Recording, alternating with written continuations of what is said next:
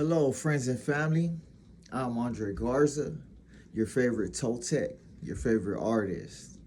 Today, I would like to break down some concepts and some key terminology that us Toltecs use on our journey of self awareness. And yeah, so I hope you guys enjoy. I hope it brings some sort of enlightenment or insight to your guys' journey. And I hope that you guys can use these tools effectively. All right, enjoy. So the first the first key terminologies I want you guys to be get familiar with is the narrator. The narrator is our mind or our thoughts. It's what we use when we think. So think of the narrator as something narrating a story, right?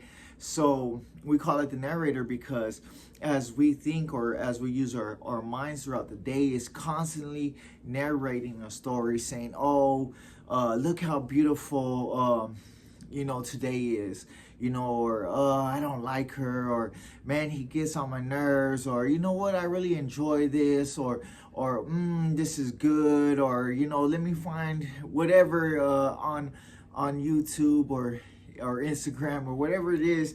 But you're constantly narrating a story, so that's what our mind does. Our mind constantly narrates a story. So us Toltecs call it narrator. And when it's doing it positively, that's what we call the ally. The ally is what the narrator, when it's when it's narrating the story through love, where it's constructing the story, it's giving us life and energy. That's what we call the ally. On the flip side to that, we call the parasite. The parasite's the negative voice that we hear. So whenever the narrator, or our thinking mind is using the voice in our head to narrate the story negatively, we call that the parasite.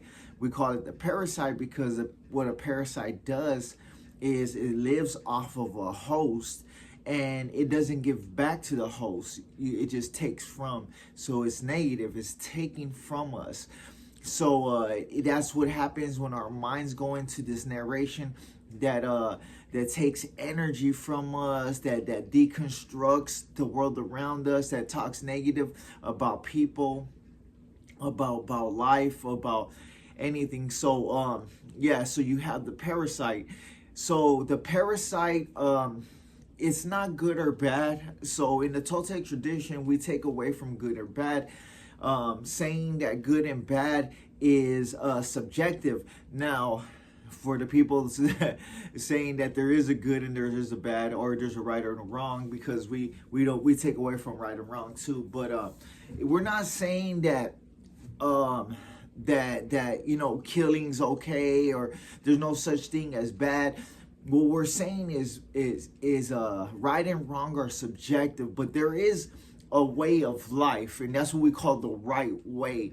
It's a way of life and constructing life, whereas we say the wrong way would be the way of deconstructing life.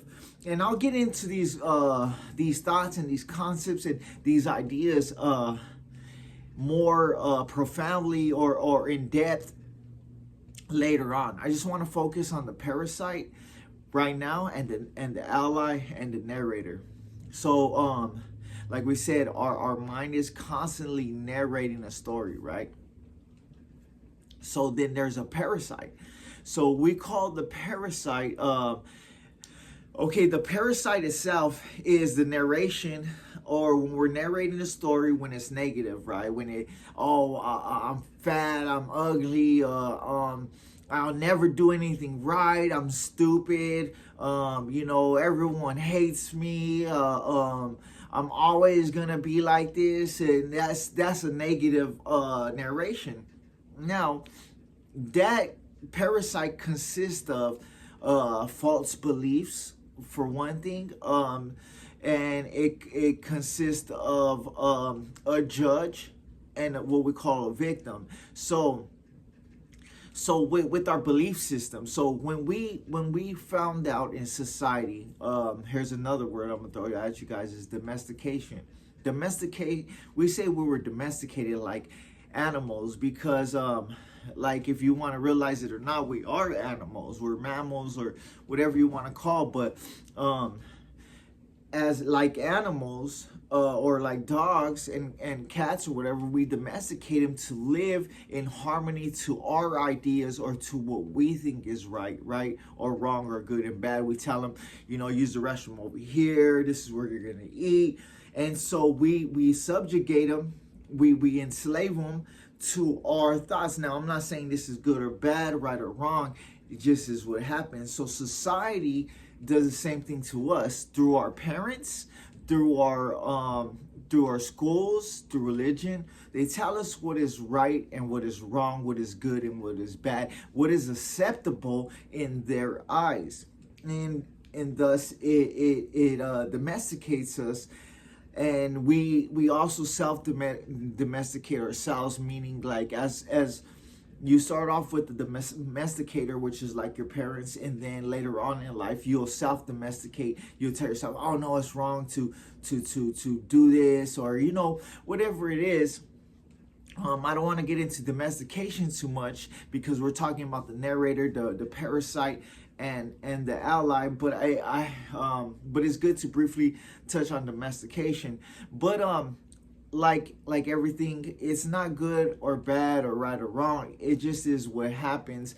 And the reason why we are domesticated is because people don't know any better. If they knew better, they would do better.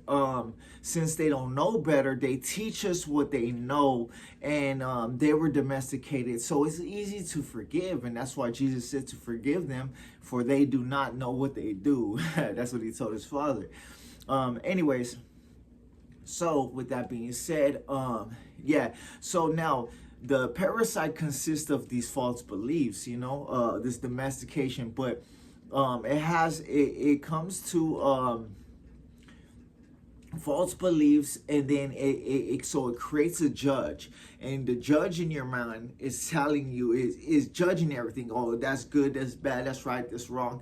And when you do something that goes against the judge, or what we call the book of law, because in your mind you have set beliefs that say this is the way it has to be. In your own mind you might say drinking's wrong.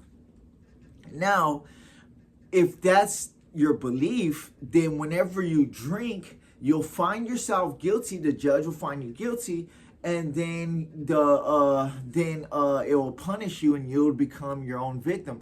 So you become this victim, and that's what the parasite does. It uses the judge to find you guilty, and then punishes you, and you become the victim. So that's the insight on that. This is all has to do with the parasite. The ally, on the other hand, is every time you're loving and you're loving life, you're inspired to live, to enjoy. That's the ally. Now, it's possible to live your life looking through the eyes of the ally. This is possible. And I know 100% because I lived that life. But I'm not saying that we can fall back into the parasite, where the parasite is narrating the story, but awareness is the key. And this is what us Toltecs practice, is being aware. So being aware is paying attention. Your attention is the key to all this, because attention will will create a bridge for information to go to your brain, for you to digest this information. Now, so being aware is practicing paying attention to the thoughts that's occurring in your head, as well as the emotions, how it's making you feel, and how they correlate, as well as what's going on around you in your immediate surroundings. And so as we practice this, right, because in the Toltec tradition, we call it stalking. We become stalkers, but we become the jaguar. And the jaguar, as we become the jaguar, the jaguar stalks his prey, and we do the same thing with our thoughts. So we're constantly in life, throughout life, whether we're at work, at home with our kids, our loved ones, whether we're at school, this is a constant thing that's going on. And we become the jaguar, stalking these thoughts, these negative thoughts that are connected to negative emotions. And as we capture them, then we can transform it into the ally, into something beautiful, because as artists we create beauty, right? Well, so first things is that when you realize that you've been domesticated, which is not a bad thing, and it doesn't justify you trying to blame somebody, because this is all about self-discovery and being responsible for one's own actions and self and everything that we do. So us Toltecs, we take responsibility for our own actions and the way we live our life. That's why we say we are the creators of our life. We are the artists of our life. But with that being said, so it's not for us to blame anybody, but as we realize that all our thoughts that we have in our heads were given to us from childhood till now, present day. I mean, anything that we think was given to us by some other form of life, right? That we don't have our own thoughts, but we have thoughts that people handed us. Now we know that we are not our thoughts. We're more than our thoughts. I'm not just the thinking mind, but I'm also the body. Those are two separate things. But I'm both and more than that, because as we become aware, we're life itself. We are... Every atom is just like every atom in the rocks and the trees.